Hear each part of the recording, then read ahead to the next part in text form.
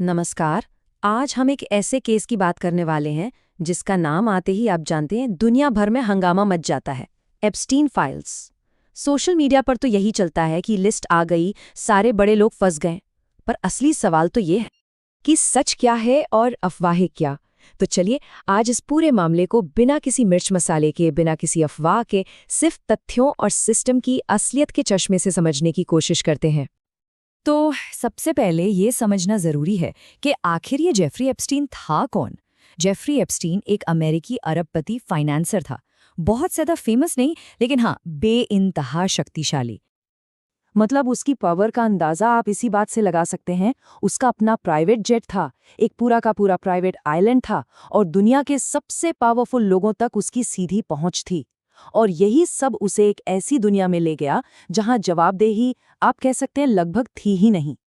2000 के दशक की शुरुआत में ही उस पर नाबालिग लड़कियों के यौन शोषण के बहुत ही गंभीर आरोप लगने लगे। और एक बात साफ कर दूं, ये सिर्फ कोरी बातें नहीं थीं।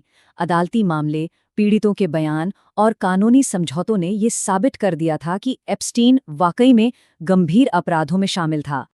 चलिए अब उस चीज पर आते हैं जिसकी सबसे ज्यादा चर्चा होती है, ये फाइल्स। यहाँ पर सबसे पहली और सबसे बड़ी गलतफहमी तो यही है कि एप्स्टीन फाइल्स कोई एक अकेली फाइनल लिस्ट है। तो देखिए, सोशल मीडिया पर जो ये लिस्ट वाली बात चलती है ना, जैसे कोई ऑफिशियल क्रिमिनल लिस्ट जारी हुई हो, वो एक मिथक है। असलियत ये है कि एप्स्टीन फाइल्स कई अलग-अलग कानूनी मामलों से कई सालों में इकट्ठे किए गए दस्तावेजों का एक पूरा कलेक्शन है। ये कोई एक चीज नहीं है। तो फिर इन फाइल्स में आखिर है क्या? इसमें है कोर्ट के डॉक्यूमेंट्स, पीड़ितों के शपथ पत्र, ईमेल्स, फ्लाइट लॉग्स और उसके जानकारों और सहयोगियों के नाम। और क्योंकि इन नामों में दुनिया के कुछ सबसे असरदार लोग शामिल थे, इसी वजह से ये पूरा मामला इतना बड़ा तूफान बन गया। अब हम आते हैं सबसे सबसे जरूरी बात पर।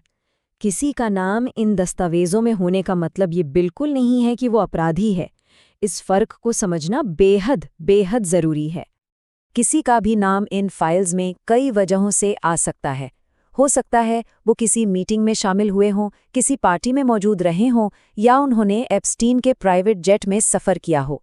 देखिए, कानून का एक सीधा सा नियम है, जब तक जुर्म साबित न हो जाए किसी को दोषी नहीं माना जा सकता। और सोशल मीडिया पर अक्सर इसी बात को भूलकर हर जिक्र को सज़ा मान लिया जाता है। लेकिन कहानी यहीं पर ख़त्म नहीं होती। अब बात करते हैं एप्स्टीन की मौत की, जिसने इस मामले को और भी ज्यादा रहस्यमयी बना दिया। अगस्त 2019 में जेफरी एप्स्टीन न्यूयॉर्क की एक जेल की कोठरी में मरा हुआ पाया गया। ये खबर पूरी दुनिया में आग की तरह फैल गई। ऑफिशियल रिपोर्ट तो आई कि मौत का कारण आत्महत्या है, लेकिन इस ऑफिशियल वजह के सामने आते ही लोगों के मन में शक और सवाल उठने लगे। क्या ये वाकई एक सुसाइड था, या इसके पीछे कोई गहरी साजिश थी?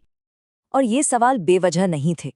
उस रात जेल के कैमरे खराब थे, गार्ड्स अपनी ड्यूटी पर नहीं थे, और सबसे बड़ी बात, एप्स्टीन के पास इतने शक्तिशाली लोगों के इतने राज थे कि कई लोग शायद उसे चुप होते देखना चाहते थे।